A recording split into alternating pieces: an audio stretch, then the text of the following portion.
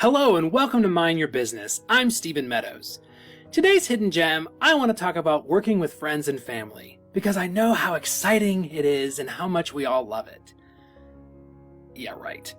No, if any salesperson tells me that working with friends and family is their preferred source of business, I start to wonder if they're really sane.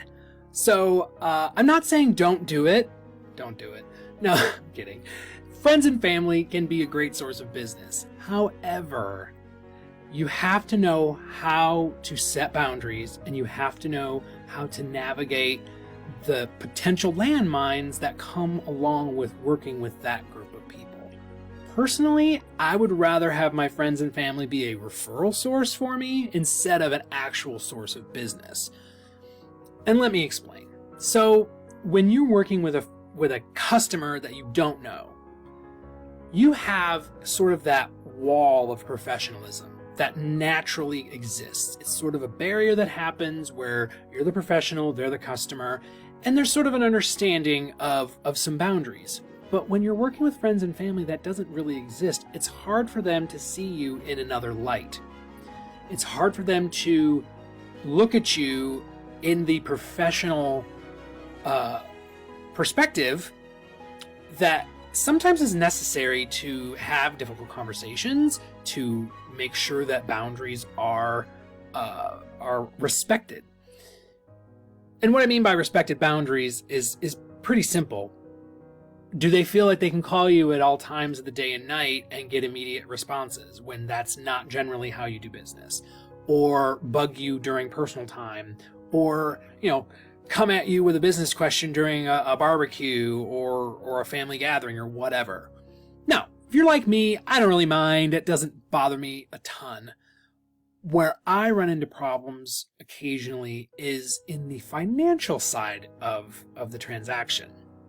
Friends and family tend to think that they deserve some sort of a discount because somehow you working with them doesn't cost you as much, or your value goes down because they already know you. I'm not really sure where the mindset is. Personally for me, I think friends and family should pay more because I have to work actually a lot harder for them than I do for other people in some cases. But, that's neither here nor there. So when you're dealing with friends and family, just remember to, kind of set those parameters up front.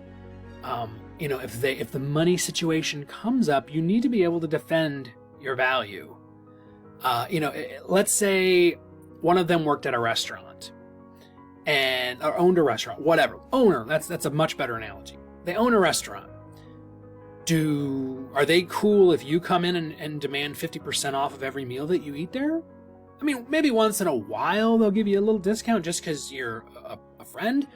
But what if you came in with 20 people and you spent hours and hours and hours eating and drinking, and then they deliver the bill and you say, oh, well, there's the friend discount. It's 50% off. Why? Is that fair?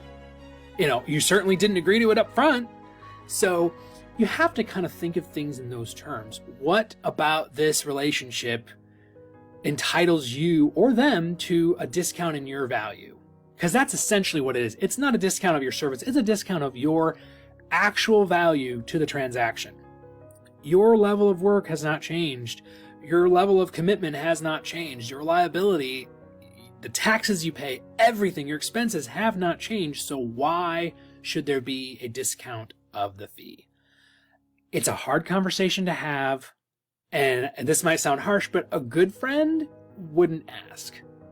I wouldn't expect my friends to do that for me. If they offer, that's one thing. But I'm not going to ask for a discount, specifically that, give me 20% off. Now, what I might do, if it's something they're selling or whatever, give me your best deal. What's the best deal you can give me? That's not as, not as harsh, I guess, but even still, I'm weird about it. I just don't like asking. I don't like to look like I'm taking advantage of a relationship. Some friends and family don't have that problem. They have zero issue asking for the moon. even if it costs you money. So just be careful what you wish for. Some people get bent out of shape when their friends and family use competition. Yeah, it might sting, but depending on your relationship with them in the long run, it might actually be doing you a favor. So that's just something to keep in mind. Hope that helps a little bit. Have a wonderful day and make awesome choices.